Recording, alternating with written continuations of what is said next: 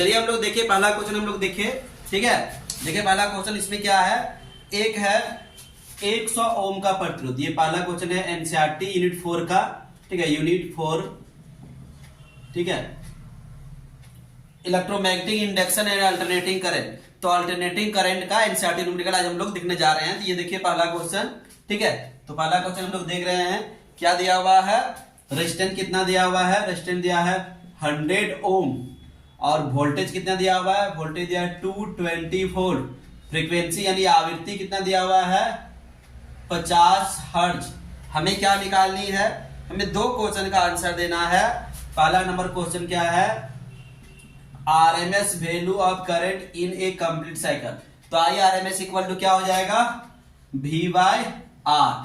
तो V का value यहां कितना हो जाएगा, V का वैल्यू 220/100 ओम बराबर 2.2 एम्पियर। ये हो गया इसका राइट आंसर, ठीक है। क्वेश्चन नंबर 2 में क्या पूछा गया है, क्वेश्चन नंबर 2 में पूछा गया है इसका पावर।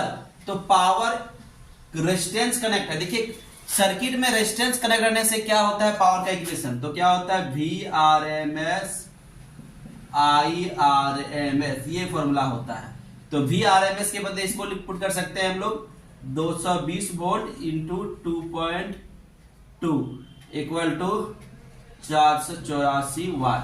तो ये हो गया हम लोग का इस क्वेश्चन का राइट आंसर। देखिए अगर इसी क्वेश्चन में कुछ वैल्यू चेंज कर देता है तो इसका कैसे बनेगा, कैसे सॉल्यूशन होगा। अगर इस प्लेस पर यहां देखिए क्वेश्चन में ये जो R दिया हुआ है, यहाँ ये R के प्लेस पर R ना होके L दिया रहेगा, L का मान समथिंग रहेगा, कुछ भी रहेगा। तो उस कंडीशन में हम लोग को यहाँ P कैसे निकालेंगे, I कैसे निकालेंगे, तब I RMS का फॉर्मूला हो जाएगा V बाय XL, और XL इक्वल टू क्या होता है 2πfL। उस कंडीशन में ये फॉर्मूला से बनाएंगे, करंट निकालेंगे इस फॉर्मूला से, ठीक है। और पावर क्या हो जाएगा, पावर इक्वल टू 0 होगा। याद रखिए जब भी कोई सर्किट में इंडक्टर जुड़ा रहेगा तो पावर क्या हो जाएगा, 0 हो जाएगा। यही क्वेश्चन अगर इस तरह से रहता, अगर यहां क्या बोलेंगे R के प्लेस पर C रहता, C इक्वल टू समथिंग रहता है, कुछ भी हो सकता है, 2 फैराड 4 फैराड कुछ भी हो सकता है। उस कंडीशन में I हम लोग को कैसे निकालना पड़ता है, I RMS इक्वल टू क्या हो जाता है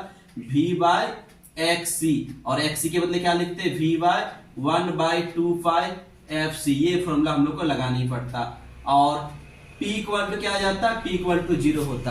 तो ये कंडीशन हो जाता है। लेकिन एक और कंडीशन है, देखिए पहला कंडीशन ये वाला हो गया, पहला नंबर कंडीशन, ये हो गया दूसरा कंडीशन, ये हो गया तीसरा कंडीशन। एक और कंडीशन है चौथा कंडीशन। चौथा कंडीशन में क्या है, L भी रहता, C भी आ रहता, R भी रहता, मतलब LCR सर्किट रहता।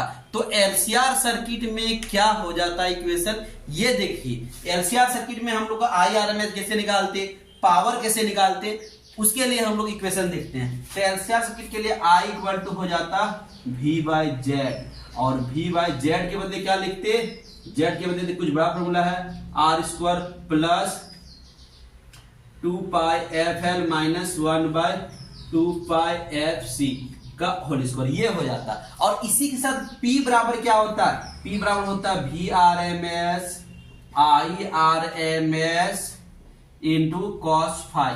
ये फॉर्मूला हो जाता है पावर का। तो देखिए एक क्वेश्चन के साथ हम 3 एक्स्ट्रा और क्वेश्चन बता दिए। अगर दूसरा कंडीशन से भी क्वेश्चन दिया जाएगा तो कैसे आप लोग सॉल्यूशन कर सकते हैं। तो जल्दी से एक क्वेश्चन को लिख लीजिए, जल्दी से इसका स्क्रीनशॉट मार लीजिए। हम लोग देखते हैं नेक्स्ट क्वेश्चन। ये है एनसीईआरटी का पहला क्वेश्चन, ठीक है। तो जल्दी से लिख लीजिए इसको।